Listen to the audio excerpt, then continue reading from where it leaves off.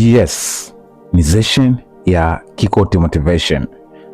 Leo nipo na surprise. Nipo na mgeni ambaye atajitambulisha ili tuweze kuendelea na kipindi.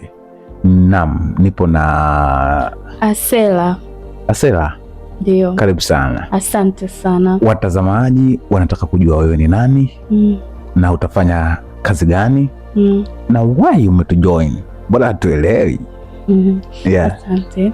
Nimejoin kipindi cha session ya Kikoti Motivation kwa sababu ni kipindi ambacho kinaangazia mijadala tofauti mbalimbali kuhusiana na vijana na maisha yetu ya kila siku. Nitakuwepo kwenye kipindi hichi kama host na tutarajie mengi mazuri. Wow. Kwa unamwambia mtazamaji ambaye haja subscribe, subscribe, si ndio? Yeah, subscribe, like, comment kwenye YouTube channel yetu. Bila kusahau watu wa Instagram, watu wa TikTok kote tunaangazia. Wasisahau kufollow. Yeah.